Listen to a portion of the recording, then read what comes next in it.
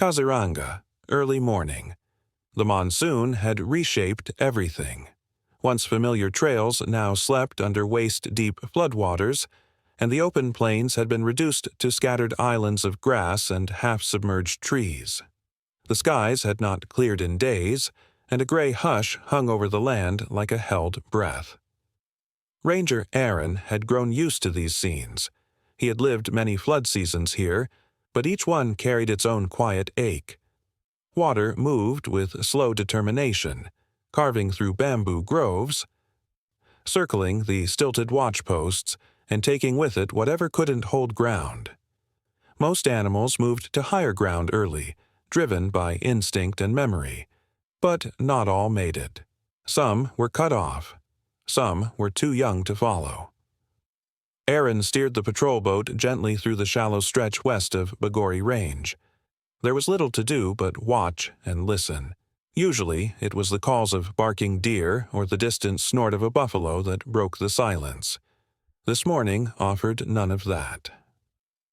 The rain had softened to a mist, and the only sound was the murmur of the motor pushing through the flooded path. Then he saw it, barely visible against the murky edge of a collapsed road barrier, a dark shape slumped over a mound of grass. At first, he assumed it was a log or debris, something washed in from upriver. But logs float. This did not. He slowed the engine and narrowed his eyes. The shape was curled oddly, the front half resting on a higher patch while the hind legs disappeared into the water. A faint glint caught his attention, the round, wet surface of an ear. It wasn't a log. It was a young elephant, and it wasn't moving. Aaron cut the motor, letting the boat drift before stepping down into the shallow water. His boots sank into the silt, every step careful. The elephant remained still. No flinch, no sound. Its body had the heaviness of exhaustion, the kind that seeps in after days of hunger or fear. It was small, likely no more than 5 years old, a young bull separated from his family. His flank bore the dark swelling of an impact, possibly from falling during the retreat from rising water or being struck by something as the flood overtook the plains. His breathing was shallow, the trunk limp across the grass. There was no one else nearby. No herd, no trail of recent movement. Just the calf, half submerged, surrounded by water and the quiet that comes when the forest holds its breath. Aaron didn't touch him. Instead, he crouched a meter away, watching the slow rise and fall of the calf's side. Each breath took effort. Still, it was a breath. That mattered. He reached for the radio clipped to his vest. Static crackled before the connection held, and he called in the coordinates to the ranger outpost 5 kilometers away. Stranded calf, alive, alone, no herd in sight, he said quietly. Then he sat back on his heels and waited. The elephant didn't open his eyes. His body was covered in a layer of fine mud, soaked and streaked from where the water had touched and receded. His ears didn't twitch at the sound of birds overhead or the whisper of the wind through the reeds. Yet his chest rose again and again, slower than it should, but steady. "If he doesn't move soon, he'll slip under again," Aaron murmured, more to himself than anyone listening. It was the simple truth. If the calf lost consciousness, the angle of his body meant the river would take his breath before the rescue team could arrive. If no other elephants returned for him, and if the swelling on his side worsened, time was now measured in hours, not days. He took off his coat and laid it over the calf's shoulder. The gesture wasn't for warmth. The elephant's thick skin was already soaked, but something in Aaron's instincts told him that contact mattered. A signal, a presence. Something to hold the calf in the moment. The young elephant shifted slightly, letting out a sound so low it barely carried. A moan, not panic, not distress, but weariness. He tried to move his legs, but they didn't respond. His trunk stirred once, curling back weakly toward his face before settling again. He blinked. Just once. And still the rain came. Aaron didn't speak again. He simply remained beside the calf, boots half buried in the mud, eyes scanning the tree line for signs of movement. He had seen abandoned calves before. Some were later reunited. Some weren't. But this one was alive. He was here now. That was enough for the moment. Behind them, the river moved with quiet force, swallowing fences, reshaping trails, and bending trees to its will. And ahead, across the wet horizon, the land waited. Whether for rescue, reunion, or loss, no one could yet say. But beside the motionless calf, the ranger stayed, and the breathing continued. The radio's reply came fractured, just a faint buzz of static and a clipped word or two before silence returned. Aaron waited a moment longer, hoping for confirmation, but the line had gone dead. Above the trees, clouds hung low and thick, pressing close to the treetops like an unbroken ceiling. The rain had picked up again, not hard, but steady, enough to push the water line up inch by inch. Nearby, the elephant calf remained where it had collapsed, its breathing barely audible over the soft patter of water falling into water. No new sounds came from the forest, no signs of life beyond what lay before him. Aaron stepped back from the calf and looked west, where the road vanished beneath the flood. The outpost was 5 kilometers away. With luck, they'd heard his message and were on their way, but without confirmation, there was no way to know. If he left now, he could return with help before nightfall. But if the rain worsened or the river surged, the road back might close for good, and the calf, already too weak to stand, would not survive another 6 hours without attention. He checked the slope of the embankment again. The water had crept halfway up the exposed patch where the elephant's head rested. It wouldn't take much more for it to reach the trunk. He crouched beside the calf once more. The elephant's body was warm but motionless, the soft skin around its eyes heavy with strain. Its legs remained stretched in awkward angles beneath it, unmoving. Just then, a small breath escaped, barely a sound, more of a sigh, and with it came a thin, trembling motion in the trunk, curling inward and settling again. That breath made the decision for him. Aaron stood, turned back toward the boat, and unhooked the coil of rope stored near the side rail. The idea was rough, uncertain, but he would not leave. The only option now was to stabilize the calf and try to bring in assistance the long way, by land if needed, by whatever means remained open. He'd risk the drive alone if the road was passable enough. Flooded or not, he couldn't wait. He tied the rope around a nearby tree trunk for anchorage, using it to wade across the strongest part of the current before circling back to the small clearing where the patrol truck had been parked earlier that morning. The tires were already half buried in muck, but it started after a long hesitation, coughing twice before settling into a low hum. He packed the back with what he could, an extra tarp, an old generator battery, 2 thermos flasks of warm water from the station stove, and a radio antenna extension. Driving back meant climbing the outer rim of the floodplain and looping in from the other side, an hour's drive on dry land, maybe 2 through waterlogged bends, but he had no time to measure it. With each minute, the calf lay closer to drowning. If he made it back in time, they might lift it clear. If not, it would be just another name on the monsoon report.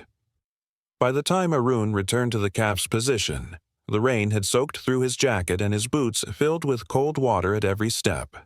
He brought the truck as close as the incline allowed and carried the supplies by hand. The tarp was laid gently across the elephant's back. Not to shield, but to mark, to make the calf more visible in case the rescue team arrived first. He poured a small stream of warm water onto its head and watched as the skin twitched faintly under the touch. Still alive. Still with him. "This isn't over," he whispered, placing one hand just behind the calf's ear. The words weren't for comfort. They were a marker, a promise he meant to keep. The choice to turn back had been made. There was no waiting now. If the road held, he would return with the team before nightfall. If it didn't, he would find another way. But either way, he would return. Behind them, the current whispered through the grass, indifferent to urgency, and beneath the tarp, the calf exhaled again, barely a sound, but steady for now. The truck's engine struggled at first, coughing beneath the weight of old rain and older rust, but after a long turn of the key, it growled to life. Aaron didn't wait. He eased it into gear, feeling the resistance of water already pressing against the tires. The road ahead, what remained of it, was no longer marked by signs or edges. It blurred into the floodplain, weaving between trees that now stood in water up to their lower branches. He had mapped the route in his head, tracing what used to be gravel and soil beneath what was now a slow-moving sheet of brown. Every bend was a guess, every turn a risk. But the calf was out there, still breathing, still alone. Aaron had taken the northern track first, avoiding the deeper current that had swept through the low bridge. He aimed for the eastern rise, a narrow stretch of higher ground that offered just enough clearance to inch forward. The truck waited, the water lapping above the wheel wells, turning soil to slush beneath its path. With each passing minute, the current seemed stronger. Branches floated by, some small, some thick enough to make him swerve. One slipped beneath the truck and hit the axle with a low thud. He slowed, let it pass, then pressed on. The forest had gone silent. Birds had long moved upland, and the air felt thick with the kind of tension that only arrives when something larger is shifting. The tires groaned through a submerged ditch, sending a slow ripple outward, disturbing a pair of egrets who rose quietly from the shallows. Still, no human voice returned on the radio. The backup team had not answered. Whether they were en route or cut off, he didn't know. Every mile grew harder. The road dipped beneath the pressure of the monsoon, creating new basins where none had existed before. Trees leaned at unnatural angles, some pulled at the roots by erosion, some bent from wind and weight. What had once been the outer edge of the forest now looked like the inside of a lake. Still, he pressed forward, hands steady on the wheel, the tarp and thermos shifting in the back seat with each jolt. The calf's location was carved into his memory, just beyond the bend where the old wooden guardrail had collapsed last year. That rail was now underwater. Aaron slowed the truck to a crawl, leaning forward, eyes scanning for anything familiar. A sunken milestone emerged briefly before disappearing again beneath the current. He was close. As the water rose past the headlights, Aaron pulled to a stop. The causeway ahead had fractured. A wedge of earth had collapsed beneath the pressure, leaving a jagged gap through which water poured with quiet force. No vehicle could pass. He turned the engine off. Silence returned. What remained was 30 meters of current, fast enough to pull at the knees, deep enough to bury the path. On the other side lay the clearing where the calf had last been breathing. If Aaron waited here, help might arrive. If he waded in, he risked being swept. But the road was gone. There would be no second attempt. He reached for the rope coil and slung it over his shoulder. Then he stepped out into the flood. The first few meters were shallow, no more than ankle deep, but the incline steepened quickly. Waist high, then chest deep. The rope tightened behind him as he advanced, anchored to the back of the truck. His movements were slow, deliberate, arms parting the water with calm rhythm. Leaves and grass brushed past his knees. Somewhere nearby, a frog leapt from a floating patch of reeds, disappearing under the surface. By the time he reached the broken edge of the causeway, his breath had grown heavier. He paused there, the rope taut against his back, and scanned the far bank. A faint line of disturbed grass marked the edge of the embankment. He recognized it. The clearing was ahead. The calf would still be there, unless the flood had moved faster than he had, unless something had changed. He climbed the last slope slowly, mud sliding beneath his boots. As he reached the top, his eyes searched the open space. There, under the low arch of a crooked neem tree, lay the shape he remembered. Still, covered in a wet tarp. Unmoved, it hadn't been swept away.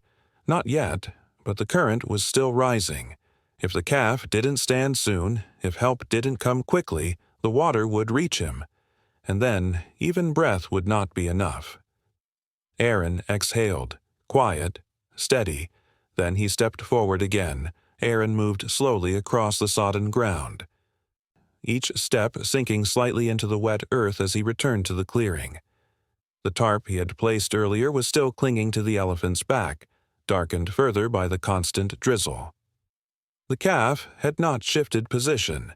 Its body lay twisted slightly against the embankment, hind legs half submerged, trunk resting in the shallow grass, unmoving. Aaron crouched beside it again, knees pressing into the saturated soil. The air smelled of river water and damp roots, and the sky above remained a low gray ceiling, unmoved by urgency. He reached out and placed one hand just behind the calf's ear. The skin was warm beneath the thin layer of grit, but it was a heavy warmth, one born of exhaustion rather than energy.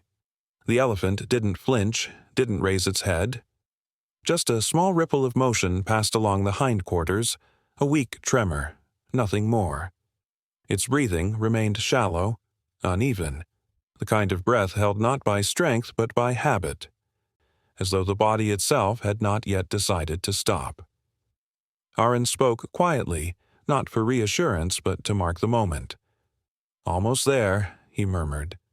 His voice disappeared into the rain.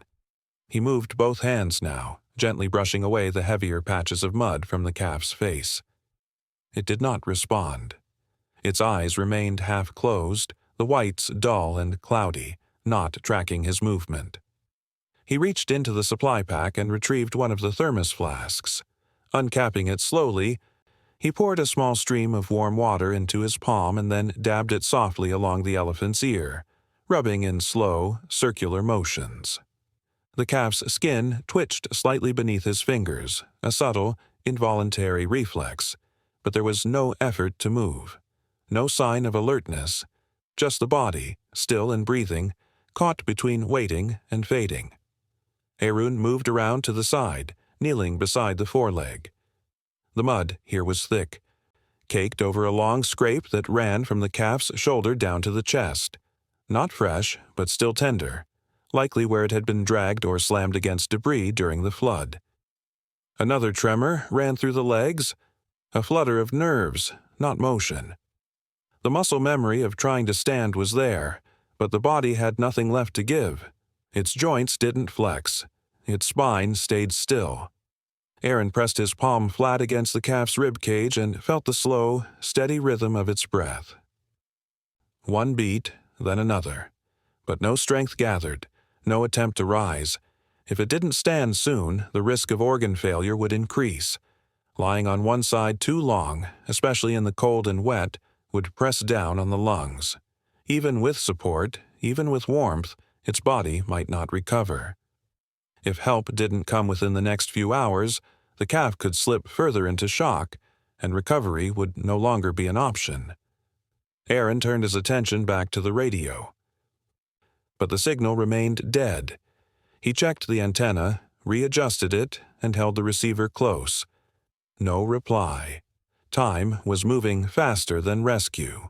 He took the tarp and lifted it slightly, allowing some air to reach the calf's back. The weight of the fabric had helped trap warmth, but now it needed circulation. He rubbed more water across the ears and cheeks, using both hands in slow, measured movements. At one point, the calf let out a sound, a low, breathy vibration deep in the throat. Not panic, not pain, just presence, a whisper of awareness still lingering. Its trunk moved again, just once. It curled inward slightly, brushing across the wet grass, then fell back limp. The legs shifted too, toes flexing faintly. Aaron leaned close, listening to the breath, watching the ribs rise. The eyes remained dull. No flicker of awareness returned. If he doesn't rise soon, Aaron thought, he won't rise at all. The body was running out of time. The slope where it lay had grown softer, and the waterline had crept closer to its hind legs. With every passing hour, the ground became more dangerous. If the rain continued, or the current rose even slightly, the calf would be submerged where it lay.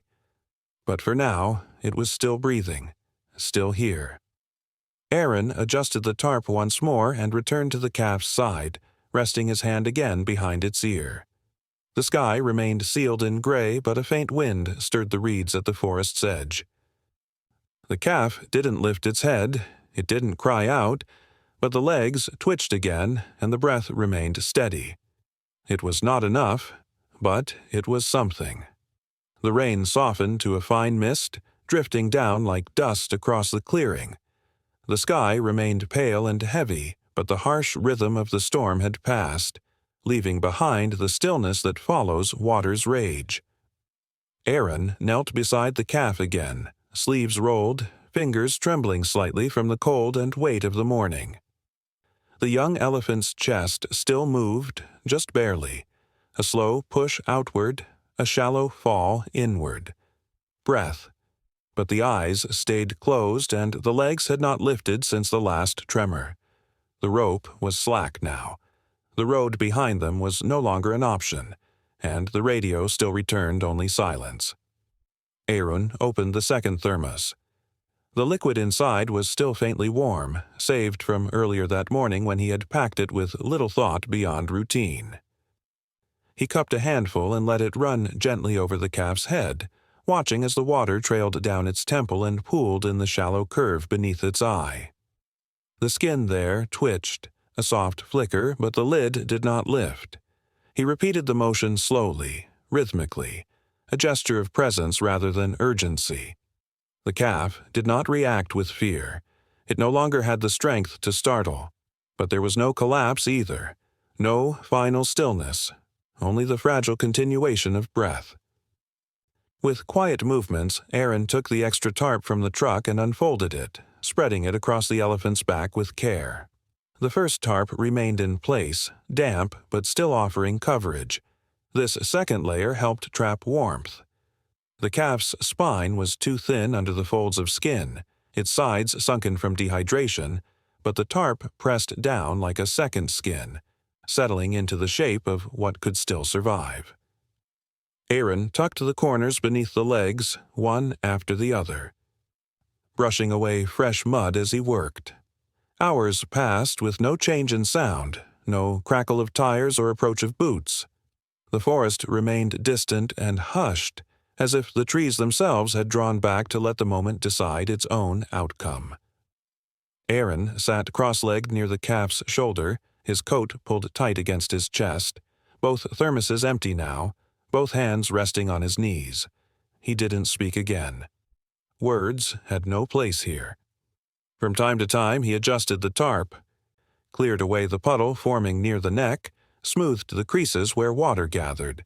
His breath became slower, sinking unconsciously with the calves. One rise, one fall, each shallow but present, each one a tether. The stakes remained unchanged. If the calf lost consciousness fully, if breath stopped or water crept up again, there would be no coming back. No team had arrived. No one had replied. But the calf had not yet given in. Then, without warning, the eye twitched again. Not a reflex this time. The lid lifted slightly, the dark shape beneath flickering as it adjusted to the gray light. Not focus, not full alertness, but sight. Aaron leaned closer, heart steady, watching the eye trace a slow, hazy arc across the air before drifting closed again. Not for long, just a blink. It happened again a minute later, then again. Each time, a little longer, a little clearer. Aaron reached forward and rested his palm just behind the ear once more. The calf didn't pull away. The skin warmed beneath his touch, and though the trunk didn't lift, though the legs remained still, the eyelids moved, in and out of sleep, in and out of presence. The sun stayed hidden, but the rain had nearly stopped. Water clung to the leaves above them, dripping slowly onto the tarp, each drop echoing in the stillness. Aaron looked toward the tree line just once. Still no help, still no sign of movement. But beside him, under the tarp, the calf's ribs rose again, then again. The eyes opened, fully, and blinked. Not survival yet, but not surrender either. Just 2 breaths, taken side by side. The light had begun to thin. Evening pressed slowly against the treetops, and the mist that once clung to the grass now drifted upward, softening the horizon into quiet layers of gray. Aaron sat still beside the calf, his hands resting lightly on his knees, eyes half lowered. The elephant's breathing had settled into a rhythm, fragile but present. Every few minutes, its eyes blinked open, held for a breath, then closed again. Still no movement in the limbs, still no strength to rise. But the gaze had changed. Where once it had drifted without direction, now it found shapes. Slow recognition. A return. Aaron leaned forward to clear a new cluster of water pooling along the tarp's edge when the sound reached him. Faint, almost lost in the hush of water slipping through reeds. A call, not loud, not sharp, but unmistakable. The long, low vibration of an elephant trumpet, distant and muted by fog. He paused, listened again.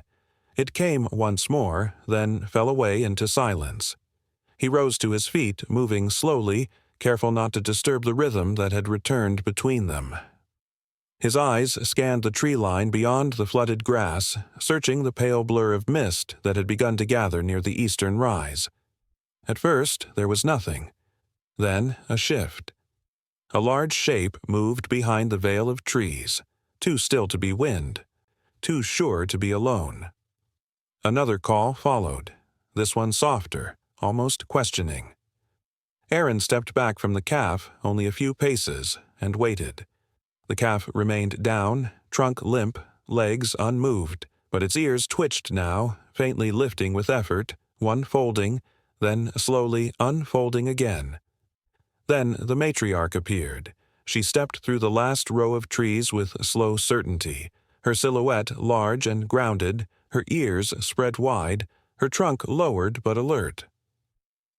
Her movements were steady, measured, not rushed, not unsure. Behind her, a second shape followed, then a third, and more still, each one parting the fog with patient, deliberate steps. The herd emerged in silence. Not a stampede, not a panic, just presence. The calf did not cry out, but his head shifted slightly and his trunk curled toward the forest. The gesture was small, trembling, but it held direction. Memory. Aaron took another step back. He remained still, hands lowered, posture open. The matriarch turned her head slightly, her gaze falling over the clearing. Her trunk rose, testing the air, pausing at the edge of the flooded path where the current had carried so much away. Then, slowly, she walked forward. Not toward Aaron. Not with caution, just forward. Behind her, the others waited. A younger cow stepped around a fallen tree. A subadult bull followed, ears flicking against the dusk. One by one, they arrived. The matriarch reached the edge of the tarp. She did not rush. She didn't nudge or call. Instead, she stood beside the calf, her trunk hovering above his back. Then, with care, she touched the side of his head. Just once, a soft, grounded motion. The calf's eyes blinked. Slowly. His trunk lifted, trembling as it reached toward her chest. Their skin brushed. The others stayed just beyond, forming a loose half-circle in the grass. No sound passed between them. No tension. Just a waiting stillness. Aaron didn't move. He felt the shift, but did not intrude. He had done what he could. The rest belonged to them. The matriarch remained a few minutes more, breathing with the calf, not pushing, not pulling. Then she stepped back. The others began to move again. Slow steps, deliberate, circling wide through the edge of the clearing. The calf did not stand, but his head turned with them. His eyes followed. His breath, for the first time, deepened. In the distance, a breeze stirred through the bamboo, carrying the last notes of water away. And as dusk pressed down across the plain, the herd slipped quietly into the fog once more. The blue of early morning came gently, without ceremony. Over the canopy, the mist unraveled thread by thread, lifting from the forest like a held breath finally released. A pale light touched the surface of the waterlogged land, revealing the softened outlines of trees, half-drowned shrubs, and the low, shimmering edge of the horizon. The rain had long stopped. Now, what remained was silence, the kind only known after something heavy has passed. No birds called yet, no insects stirred. Even the water, once churning with urgency, now stood still, mirroring the sky's slow arrival. The herd was already leaving. Their movement was quiet, deliberate, like shadows being drawn backward into the trees. There were no trumpets, no farewell glances. The matriarch moved first, her bulk cutting through the reeds with ease, leading with a familiarity only age could offer. One by one, the others followed, smaller, younger, slower. In the center of their line, the calf walked, not with confidence, not yet, but upright, awake, and willing. His steps were shallow, cautious, each one a negotiation between weight and strength. The muscles along his flanks still trembled, but he walked. That was what mattered now. He paused once, not far from where he had fallen days ago. His trunk drifted downward, brushing the soaked grass beneath him, and for a moment his ears turned slightly to one side as if catching some lingering trace of the place he had been left. Then he turned forward again. Not a backward glance. No delay. The herd was moving, and he moved with them. Aaron stood still at the edge of the clearing, watching them disappear into the pale layers of the waking forest. He said nothing, made no step to follow. The matriarch did not look in his direction. None of them did. They simply slipped away in silence, reclaiming the one who had been left behind, not with urgency, not with emotion, but with the quiet certainty of those who understand when something has returned to the fold. The space they left behind was marked by stillness, not emptiness. There were signs of passage everywhere. Crushed grass, wide indentations in the soft mud, branches bent low from the weight of large bodies passing through.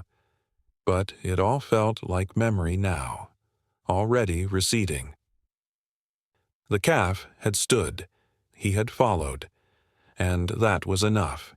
There had been no moment of triumph, no noise to mark the turning point, only the decision to move, taken step by shaking step. The stakes had not changed. The calf was still weak. Infection remained a threat. Exhaustion, too. And the jungle did not guarantee mercy for those left to catch up. But the choice had been made. The herd had accepted him again. From this point on, survival was no longer a question of human hands. It belonged to the forest now. Aaron turned slowly, his boots pressing into the mud, lifting with that familiar resistance that came after rain. The field had begun to drain in places, but water still pooled along the natural dips in the land. Insects hovered just above its surface, and here and there, reeds swayed slightly in a passing breeze. The tarp he had used was folded neatly atop a stone. A blanket, damp and heavy, had been left behind, half draped in the reeds, as though it no longer had a purpose to fulfill. The truck waited on the higher bank beyond the shallow rise. Its tires were half sunk, caked in soil, but still steady. The path he had taken days ago to reach the stranded calf had not dried. Instead, it had reshaped. Ruts filled with water, branches lay scattered, and the track itself was more suggestion than road now. Still, he would take it. He had come alone and would return the same way. He walked slowly, without urgency. Not from fatigue, though it lingered in his shoulders and feet, but from the rhythm of the place. Everything here asked to be moved through gently. There was no rush. The rescue had already happened. The calf had stood. The herd had come. His presence now was only to witness their leaving. He passed the spot where he'd first stepped into the current. The rope he'd used still trailed from the old tree where he'd tied it, slack and faded, its fibers soaked and softened by time and water. He didn't gather it. Some things are better left behind. The radio in the truck hadn't answered. The rescue team, if they ever came, had never found this place. The silence of the forest had absorbed the call, held it, and offered no reply. But none of that mattered anymore. The need had passed. Behind him, the clearing returned to its natural pace. The grasses, once pressed down by footsteps and waiting bodies, began to rise again in the sun's growing warmth. Wind moved softly through them, shifting their edges like fingertips across woven cloth. Water settled into stillness once more. Aaron didn't look back, not at the tracks he'd made, not at the stone where the tarp rested, not at the edge of the forest where the herd had gone. Some moments were not meant to be revisited. They were meant to be carried, quietly, gently, and only forward. The sun had not yet broken through the full cloud cover, but the sky had softened, and somewhere beyond the trees, the sound of movement faded into stillness and the earth returned to breath.